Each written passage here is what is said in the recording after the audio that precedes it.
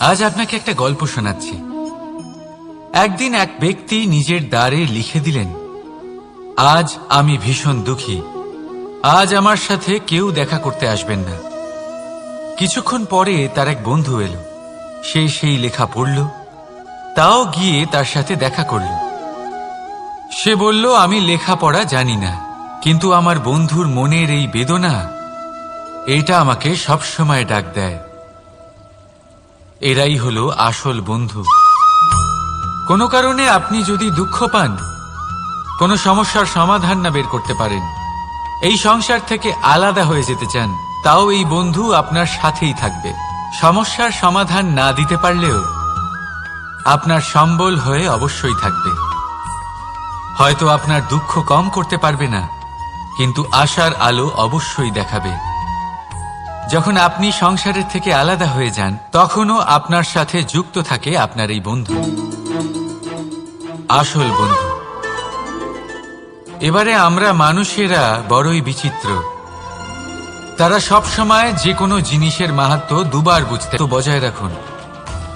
আর আমার সাথে প্রসন্ন হয়ে বলুন, রাধা রাধা। আমাদের মধ্যে বহু মানুষ মাঝে মাঝে নিজেকে অকর্মণ্য মনে করি, ভেবে নিই যে এত চেষ্টা করার পরেও কিছুই পেলাম না, আর হয়তো পরেও কিছুই পাব না। আর সেই জন্য নিজের জীবনের সমস্ত বোঝা অন্য কারোর কাঁধে চাপিয়ে দিই, নিজের ওপরে বিশ্বাস হারিয়ে ফেলি। কেন বুঝতে পারেন না এই কথাটা?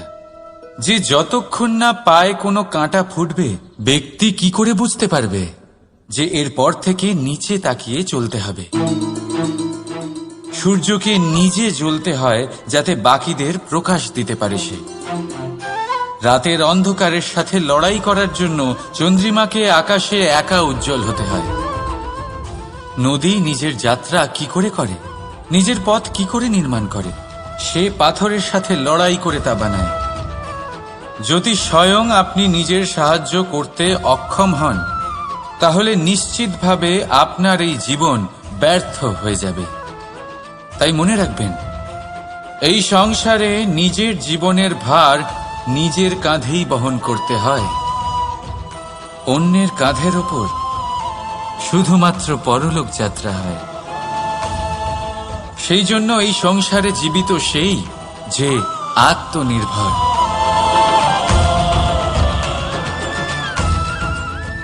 রাধা রাধা।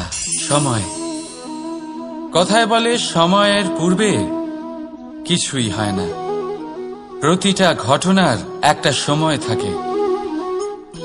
সময়ের আগে না সূর্যোদয় হয় আর না সূর্যাস্ত হয়। সময়ের পূর্বে গাছে না ফুল ফোটে না ফল ধরে। কিন্তু একটা কথা ভেবে দেখুন, যদি বর্ষা আসার আগে কৃষক ভূমিকে না প্রস্তুত করে, বীজ রোপণ না করে, তাহলে কি ফসল ফলবে? যদি কোনো যোদ্ধা যুদ্ধের পূর্বে নিজের অস্ত্রে ধার না দেয়, তাহলে সে যুদ্ধ কি করে লড়বে? এর মানে এটাই হলো যে সময় আপনার যখন আসার তখন অবশ্যই আসবে, কিন্তু ততক্ষণ এটাও গুরুত্বপূর্ণ যে আপনি নিজেকে তার জন্য তৈরি রাখুন। কারণ এই সুযোগ, এই কথাটা শুনতে যত ছোট, এটা আসেও ততটা কম সময়ের জন্য, তারপর চলেও যায়। এবার যদি সুযোগ আপনার হাতে আসে আর আপনি তার জন্য তৈরি না থাকেন, তাহলে আপনি সাফল্য কি করে পাবেন? তাই আপনি সঠিক সময়ের জন্য অপেক্ষা করুন, সেই সুযোগের জন্য অপেক্ষা করুন, কিন্তু ততক্ষণ নিজের চেষ্টার দ্বারা নিজেকে আরো সক্ষম করে তুলুন। কারণ সাফল্য আপনার জন্য অপেক্ষা করছে, শুধু আপনি তার জন্য তৈরি থাকুন। রাধা রাধা। কথা মানুষের পাওয়া সবচেয়ে অদ্ভুত উপহার। এই কথাই মানুষকে এই সংসারের সমস্ত প্রাণীর থেকে ভিন্ন করে তোলে, সংসারের সবচেয়ে উপরে নিয়ে যায়। এই কথার কারণেই আমরা একে অপরের সাথে ভাব আদান প্রদান করি, আমি আমার মনের ভাবনা অন্য কাউকে ব্যক্ত করতে পারি, অন্য কেউ তাদের ভাবনা আমাকে ব্যক্ত করতে পারে। এই কথাই আমাদের সবচেয়ে বড় ঢাল। এবারে দেখুন, আপনি নিশ্চয়ই লক্ষ্য করেছেন কারোর কথা মধুর হলে লোকে তাকে ভালোবাসে, তাকে নিজের বন্ধু বানায়। সেইভাবেই যদি কারোর কথা কঠোর হয় তাহলে লোকে তাকে ঘৃণা করে, তাকে নিজের শত্রু মনে করে। এই কথাই ভাষা হয়ে আমাদের ইতিহাস রচনা করে। তবে আমরা কি সত্যি বাণীর বিষয়ে অতটাই ভাবি যতটা আমাদের ভাবা উচিত? ভেবে দেখুন, মানুষের কথা বলতে শিখতে কত সময় লাগে। কোনো বালক 1.5 বছর বয়সে কথা বলতে শেখে, কেউ 2 বছরে, কেউ 3। এবার দেখুন, মানুষ 1.5 বছর বয়সে কথা বলতে শিখে গেলেও তার কি বলা উচিত এটা সারা জীবনেও শিখতে পারে না। এর উপরে মনোনিবেশ করুন, এটা বোঝবার চেষ্টা করুন কি বলা উচিত। নিজের কথা শুদ্ধ করুন, নিজের কথা মধুর করুন, আর সেই মধুরতার সাথে আমার সঙ্গে বলুন, রাধা রাধা। এই লক্ষ্য আসলে কি? এই লক্ষ্য তাই যা আমরা পেতে চাই। এই সংসারে সুখী কে হয়? সুখী সেই যে তার লক্ষ্য পেয়ে গেছে। দুঃখী কে হয়? দুঃখী সেই যে তার লক্ষ্য এখনো পায়নি। এবারে প্রশ্ন এখন এটাই যে লক্ষ্য সবাই পেতে চায়, লক্ষ্য পাওয়ার জন্য সবাই প্রাণপণ চেষ্টাও করে, তাহলে সবাই তাদের লক্ষ্যে পৌঁছতে পারে না কেন? ঠিক আছে, কোথাও না কোথাও কিছু না কিছু কমতি থেকেই যায়। যাই বাধা থাক, আজকে আমি আপনাকে একটা উপায় বলবো এই লক্ষ্য পাওয়ার জন্য। একটা কাগজ নিন, তাতে একটা চিহ্ন বানান, সেটাই হবে আপনার লক্ষ্য। এবারে সেই লক্ষ্যে পৌঁছানোর একটা পথ বানান।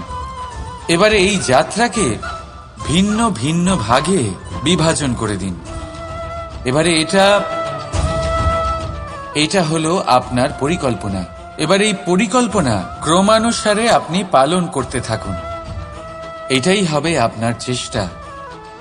এবার এইভাবে যদি আপনি চেষ্টা করতে থাকেন, যাই আপনার কল্পনা হোক না কেন তা বাস্তব অবশ্যই হবে। তাহলে এই কল্পনাকে বাস্তবে রূপান্তরিত করুন। এইভাবেই নিজের পরিকল্পনা পালন করতে থাকুন। আপনার যাই কল্পনা থাকুক বা যাই লক্ষ্য থাকুক, তা বাস্তবে পরিণত হয়ে আপনার হাতে অবশ্যই আসবে। রাধা রাধা। বাবার এক মিত্র ছিলেন, বড়ই দুঃখী ছিলেন, বিপদে পড়েছিলেন। কি করবেন? ব্যবসা ভালোভাবে চলছিল না, বাড়িতে শান্তি ছিল না, সমস্ত জায়গায় ক্ষতি হচ্ছিল। তাই উনি একজন জ্যোতিষীকে দেখালেন। জ্যোতিষী বললেন, আপনার যে বাড়ি আছে সেটা আপনার জন্য অশুভ, আপনার এই বাড়ি পাল্টে ফেলুন। উনি বাড়ি পাল্টে ফেললেন, তবুও ওনার সমস্যার সমাধান হলো না। তারপর একজন জ্ঞানী ব্যক্তি ওনাকে বললেন যে আপনার জামা কাপড়ের যে রং সেটা বিপদকে আমন্ত্রণ জানাচ্ছে, এই জামা কাপড়গুলিকে পাল্টে ফেলুন। উনি সেগুলো পাল্টে ফেললেন, তাও সমস্যার সমাধান হলো না।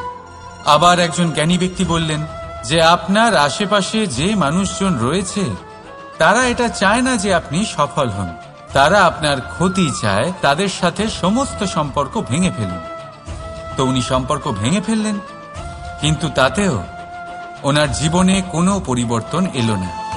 তার মানে তিনি বাড়ি পাল্টালেন, জামা কাপড় পাল্টালেন, সম্পর্ক পাল্টালেন, যেটা পাল্টালেন না তা হলো স্বভাব। এই যে স্বভাব, এটা অত্যন্ত গুরুত্বপূর্ণ। এই স্বভাবই আপনার ব্যক্তিত্ব তৈরি করে। তাই নিজের স্বভাব শুধরে ফেলুন, তাতে ভালো পরিবর্তন আনুন, সবকিছু ভালোই হবে। রাধা রাধা। ক্রোধ। লোকে বলে যে এই ক্রোধ পাপেরই মূল, কিন্তু সত্যি কি এই ক্রোধ পাপের মূল? একটু ভেবে দেখুন, এই ক্রোধ বাস্তবে আসলে কি? এই ক্রোধ একটা অনুভূতি যা আপনার মধ্যে হঠাৎই অসীমিত তেজ সঞ্চালন করে। এবারে আমি আপনাকে কিছু উদাহরণ দিচ্ছি যাতে আপনি বুঝতে পারেন যে ক্রোধ আপনার জন্য ভালো কি না। যদি কারোর সাথে অন্যায় হয় আর এটা দেখে আপনার ক্রোধ হয়, আর এই ক্রোধ আপনাকে তার সাহায্য করতে প্রেরণা যোগায়, তাহলে এই ক্রোধ অবশ্যই ভালো। যদি কোথাও আপনি দেখেন যে কোনো নারীর উপরে অত্যাচার হচ্ছে আর সেটা দেখে আপনার ক্রোধ হয়, আর এই ক্রোধ আপনাকে তার সাহায্য করতে সাহস যোগায়, তাহলে এই ক্রোধ অবশ্যই ভালো। যদি এই সংসারে কোথাও আপনি কোনো অনৈতিক কাজ বা ছলনা দেখেন আর আপনার তাতে ক্রোধ না হয়, কিছুই অনুভব করেন না, তাহলে এটা কাপুরুষতা। তার মানে এটাই যে আপনি আপনার মনুষ্যত্ব হারিয়ে ফেলেছেন। তাই এটা বোঝার চেষ্টা করুন, আপনার ক্রোধের তেজের ব্যবহারের ওপরে নির্ভরশীল হল এই ক্রোধ আপনার জন্য পাপের সমান, নাকি এই ক্রোধ আপনার জন্য পুণ্যের স্থাপক। রাধা রাধা। মোহ। শাস্ত্রে লেখা আছে যে মোহ শুধু সেই ব্যক্তিকেই নয়, বরং সেই আরেক ব্যক্তিকেও বিনাশ করে দেয় যার ওপরে সেই মোহ আছে। এবারে লোকে কি করেন, এই শাস্ত্রে লেখা কথাগুলি শুধু শাব্দিক অর্থে নেন। এই মোহ দেখুন, এটা শুভও হতে পারে, শুধু এর রূপ ভিন্ন ভিন্ন হয়। এটা ভালো করে বুঝতে হবে। এবারে মোহ যদি কোনো বস্তুর উপরে থাকে তাহলে তা লালসা হয়ে যায়। মোহ কোনো বিশেষ ব্যক্তির উপরে হয়ে গেলে তা প্রেম নয়, আকর্ষণ হয়ে যায়। মোহ কোনো চাহিদার উপরে হয়ে গেলে তা বাসনা হয়ে যায়। মোহ বিজয়ের উপরে হয়ে গেলে তা কুণ্ঠা হয়ে যায়। মোহ নিজের সংস্কৃতির উপরে হলে আপনাকে সংস্কৃতির রক্ষক বানায়। যদি এই মোহ নিজের গুণের উপরে হয় তাহলে সেই শিল্প দ্বারা আপনি এই সংসারে অদ্ভুত সব কাজ করতে পারবেন। এবারে এটা আপনার উপরে নির্ভরশীল যে এই মোহকে আপনি সৃজনের আধার বানাতে চাইবেন নাকি বিনাশের অস্ত্র বানাতে চাইবেন। ভেবে দেখুন, সিদ্ধান্ত আপনার। রাধা রাধা। অভিমান, আত্মসম্মান, অহংকার, দেখতে গেলে এই তিনটি শব্দ ভিন্ন ভিন্ন, কিন্তু এর মূল আধার একই, আত্মসম্মান। এবার যদি কথা বলি আপনার শরীরের, আপনার সংস্কৃতির, আপনার সম্পর্কের, তাহলে অভিমান থাকা স্বাভাবিক। এবার যদি কথা বলি আপনার ব্যক্তিত্ব নিয়ে, আপনার আদর্শ নিয়ে, আপনার বিচারধারা নিয়ে, তাহলে আত্মসম্মান হলো একটা গুণ। যদি এইভাবে বলা হয় যে আমি এই কার্য কারোর সাহায্য ছাড়া, সহযোগিতা ছাড়াও করতে পারি, তাহলে এটা আত্মসম্মান, আর এটা সঠিক। যদি এভাবে বলা হয় যে আমি এই কার্য কারোর সাহায্য ছাড়াই বা কারোর সহযোগিতা ছাড়াই করে ফেলেছি, তাহলে এটা অভিমান, এটাও সঠিক। কিন্তু এই কার্য শুধুমাত্র আমিই করতে পারি আর কেউ নয়, এটা অহংকার। তাহলে এই শব্দ এবং তার অর্থ বোঝার চেষ্টা করুন। জীবন ধারণের এক নতুন পথ খুঁজে পাবেন। রাধা রাধা। সংসারে প্রত্যেক ব্যক্তি কোনো না কোনো রূপে ঈশ্বরকে মানে। কেউ মূর্তি রূপে, তো কেউ তত্ত্ব রূপে, কেউ ভাবনা রূপে, আবার কেউ স্বভাব রূপে। কেউ নিজের মধ্যে পরমাত্মা খোঁজে, আবার কেউ অন্যের মধ্যে। কারোর কাছে জ্ঞানই পরমাত্মা। সংসারে প্রত্যেক মানুষই কোনো না কোনো রূপে তার ঈশ্বরকে পেয়েই যান। কিন্তু একটা কথা বলবো, ঈশ্বর প্রথমেই নিজের একটা স্বরূপ পৃথিবীতে আপনার কাছে পাঠিয়ে দিয়েছেন। সেই স্বরূপ হলো আপনার মাতা, আপনার মা, সেই মা যিনি আপনাকে জন্ম দিয়েছেন। কিন্তু প্রত্যেক মায়ের মধ্যে ঈশ্বর অবশ্যই থাকে। রাধা রাধা। আপনি নিশ্চয়ই দেখে থাকবেন যে প্রদীপের নিচে অন্ধকার থাকে। যে প্রদীপ সংসারকে আলোকিত করে সেই প্রদীপের নিচেই অন্ধকার। এবারে অনেক মানুষ আছে যারা এই বিষয়টা এইভাবে দেখে যে ব্যক্তি নিজের সমস্যার সমাধান করতে পারে না আর গোটা সংসারকে উপদেশ দেয়। কিন্তু এইটা দেখার আরো একটা দৃষ্টিভঙ্গি আছে, আর সেটা হচ্ছে যে স্বয়ং জ্বলে সংসারকে আলোকিত শুধু সেই করতে পারে যা রাধার বড়ই শীতল হয়। এই সংসারের পথপ্রদর্শক সেই হতে পারে, এই সংসারকে দিশা সেই দেখাতে পারে যার মধ্যে সন্তোষ। রাধা রাধা। এই প্রদীপ দেখতে পাচ্ছেন আপনি, নিজেও জ্বলে আর এই বাতিকেও জ্বালিয়ে রাখে, আর এই সংসারকে প্রদান করে প্রকাশ। অন্ধকারাচ্ছন্ন ব্যক্তিকে প্রদান করে আশার আলো। কিন্তু এটা কখনো ভাবে না যে সেই মাটি কেমন হবে যা দিয়ে এটা তৈরি করা হয়েছে, সেই কুমোর কেমন হবে যে একে আকার দিয়েছে। ভাবে না যে একে কিনেছে তার বাড়ি কেমন হবে, তা কতটা সুসজ্জিত। কিচ্ছু নয়, শুধু এরই করুন। রাধা রাধা। এই সংসারে প্রত্যেক ব্যক্তি বড় কিছু করতে চায়, এমন কিছু যা এই সংসারে কেউ আগে কখনো করেনি। এমন জায়গায় পৌঁছতে চায় যেখানে এর আগে কেউ কখনো পৌঁছতে পারেনি, আর কেউ এতে সফলতা অর্জন করে। কিন্তু কিছু মানুষ অসফল হয় কেন? এটাই আমার প্রশ্ন। না তো তাদের ইচ্ছেতে কোনো কমতি থাকে, না কমতি থাকে তাদের চেষ্টায়। তাহলে কেন এরা পিছিয়ে পড়ে? এর উত্তর বড়ই সরল। এই সংসার। আপনাদের বলি কিভাবে। আপনারা সকলে সংসারে মহান কাজ করতে চান, সেই মান সেই সম্মান পেতে চান যা এর আগে কেউ কখনো পায়নি। কিন্তু আপনার সমস্যা এটাও যে এই কাজে সংসার আপনার সাথে থাকছে না। বড়ই অদ্ভুত ব্যাপার। দেখুন, ভুলে যান গোটা সংসারকে, জীবনে একা একা এগিয়ে চলুন। গঙ্গোত্রী থেকে যখন একটি জলের ফোঁটা বেরোয় তখন সেটা শুধু এক বিন্দু জলই অপেক্ষা করে আছে। রাধা রাধা। কর্ম।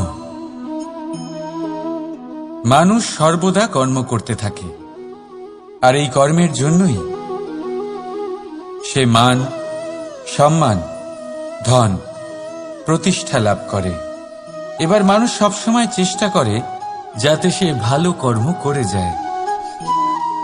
তাহলে আপনাকে বলি, শুধু ভালো কর্ম করাই আবশ্যক নয়, তার থেকে বেশি জরুরি হলো এই খারাপ কর্মকে বোঝা আর তার থেকে দূরে থাকা। কারণ যখনই আপনি কোনো সঠিক কাজ করেন বা ভালো কাজ করেন, কেউ তা মনে রাখে না।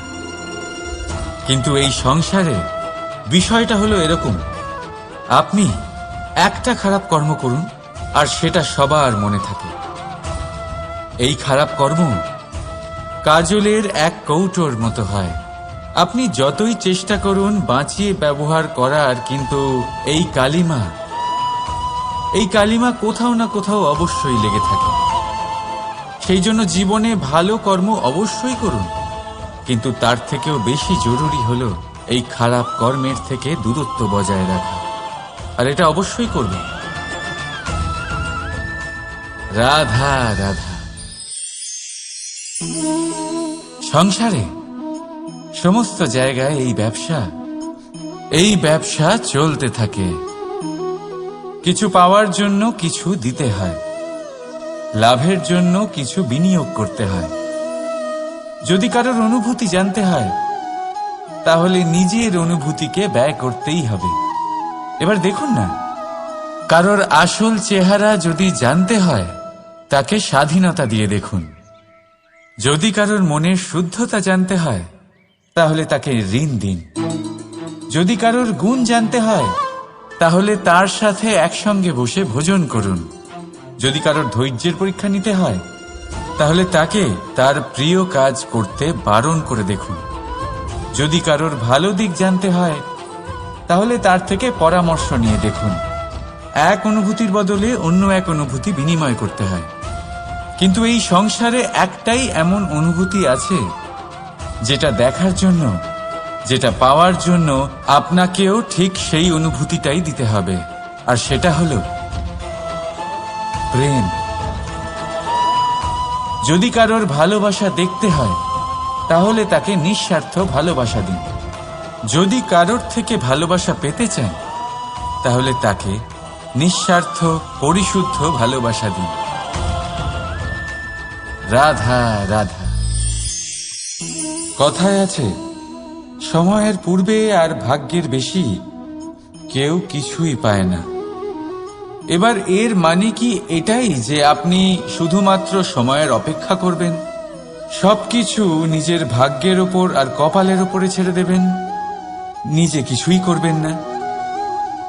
যদি আপনি এরকম করেন তাহলে আপনি একটা বস্তু অবশ্যই পাবেন: নিরাশা, অসফলতা। এবারে আপনি বলবেন, যদি সবকিছুই ভাগ্য আর সময়ের ওপরে নির্ভরশীল হয় তাহলে আমরা কি বা করতে পারি? করতে পারেন চেষ্টা, পরিশ্রম। এই চেষ্টাই আপনার জীবনে সেই সময়কে আপনার কাছে টেনে নিয়ে আসে, সেই সময়ে যার অপেক্ষা আপনি করছেন। আর এই ভাগ্য তার সামনেই নত হয় যে সর্বদা পরিশ্রম করতে থাকে। রাধা রাধা। এই পদ্মফুল দেখতে পাচ্ছেন? এর অভ্যেস হলো জলস্তরের ওপরে ভাসা। সেই জন্য জলাশয়ের জলস্তর যখন বৃদ্ধি পায়, এই যে ফুলের কাণ্ড দেখছেন সেটাও বাড়তে থাকে, যাতে এই ফুল জলস্তরের ওপরে থাকে। কিন্তু যখন সেই জলাশয়ে জলস্তর নামতে থাকে, সেই কাণ্ড নিজেকে ছোট করতে পারে না, আর এই ফুল নিজের ভারে নিজেই ভেঙে পড়ে। এবার এটা আমাদের সাথেও হয়। সময়ের সাথে আমরা জীবনে যত সাফল্য পাই, আমাদের জীবনের স্তর বাড়তে থাকে। আর যখন আমাদের সংস্থান কমতে থাকে, আমরা সেই জীবন স্তর ছাড়তে পারি না, আর শেষ পর্যন্ত সেই জীবন স্তরের কারণেই ভারাক্রান্ত হয়ে শেষ হয়ে যায়। সেই জন্য যদি কিছু রাখতে হয় তাহলে তা হলো দৃষ্টিভঙ্গি। সাধারণভাবে জীবন যাপন করতে শিখুন।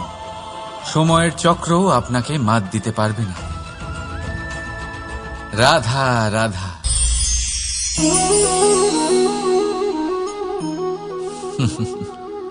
সময়, এই সময় না কোনো ব্যক্তি, না জীব, না বস্তু, তাও সময় জীবিত থাকে।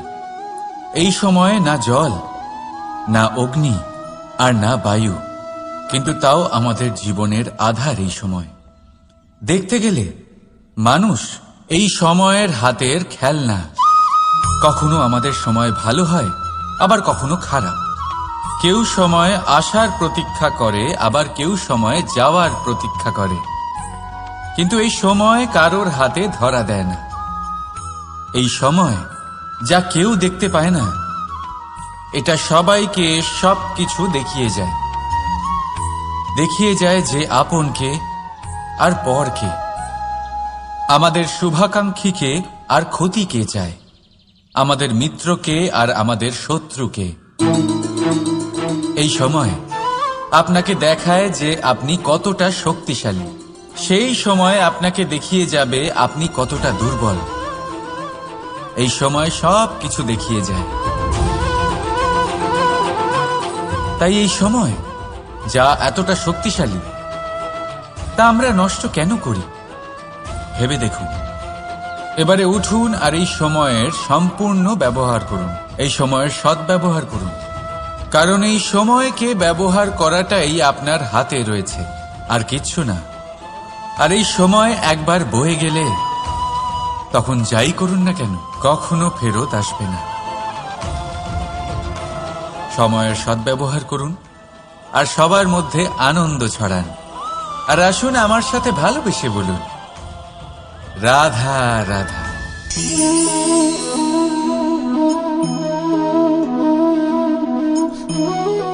এই জল দেখতে পাচ্ছেন আপনি? এটা ঘোলা জল, এতে ময়লা মিশে আছে। কিন্তু যদি আপনি এটা কিছুক্ষণ এমনি ফেলে রাখেন, তাহলে দেখবেন এই ময়লা আপনা থেকেই নিচে থিতিয়ে পড়বে। কিন্তু এই পাত্রটা নাড়াতে থাকলে এমনটা হবে না। শান্ত ছেড়ে দেবেন, তবেই এই ময়লা নিজেই নিচে চলে যাবে।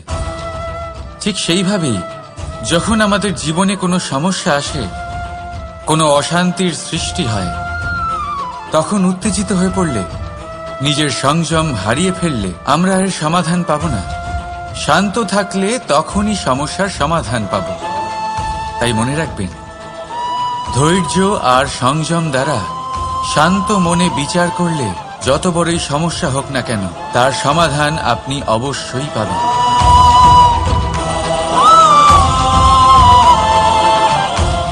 কারণ অশান্তির সমাধান শুধুমাত্র শান্তি। রাধা রাধা। প্রজাপতি আকাশে উড়ে বেড়ায়, সে সুন্দর ফুলের রস আস্বাদন করে, উন্মুক্ত উড়ে বেড়ায়। কিন্তু তারও বিপদ কম কিছু নেই। যেমন হলো পতঙ্গ, জন্তু এই প্রজাপতিকে নিজের আহার করে নেয়। তাকে এদের থেকে সাবধানে থাকতে হয়। সত্য হলো এটাই যে এই প্রজাপতি ততদিনই সুরক্ষিত থাকে যতদিন এদের পাখনা বৃদ্ধি পায় না। যখন এরা এদের খোলসের মধ্যে থাকে, যখন না কারো দৃষ্টি এদের ওপর পড়ে আর না কোনো শত্রু এদের আঘাত করতে পারে, কিন্তু তখন তারা বন্ধ থাকে, অবিচল নিশ্চল থাকে। এই সুন্দর সংসার দেখার জন্য, এই সুন্দর আকাশ পাওয়ার জন্য তাকে তার সুরক্ষা ক্ষেত্র থেকে বাইরে বেরিয়ে আসতেই হয়। আর এটাই জীবনের নিয়ম। মানুষের সাথেও ঠিক এরকমই হয়। যদি মানুষ বিশ্রাম আর সুরক্ষা এদের বন্ধন থেকে না বেরোয়, তাহলে সে জীবিত অবশ্যই থাকবে, কিন্তু জীবন ধারণ করতে পারবে না। কারণ যদি জীবনে বড় কিছু করতে হয়, বড় কোনো কিছু পেতে হয়, সাফল্যের শিখর অবধি পৌঁছতে হয়, তাহলে সর্বপ্রথম আপনাকে নিজের সুরক্ষা ক্ষেত্র থেকে বেরিয়ে আসতেই হবে। এই আরামকে ত্যাগ করতেই হবে। তবেই আপনি সফল হতে পারবেন। তবেই আপনি এই প্রজাপতির মতো আকাশে উড়ে বেড়াতে পারবেন। রাধা রাধা।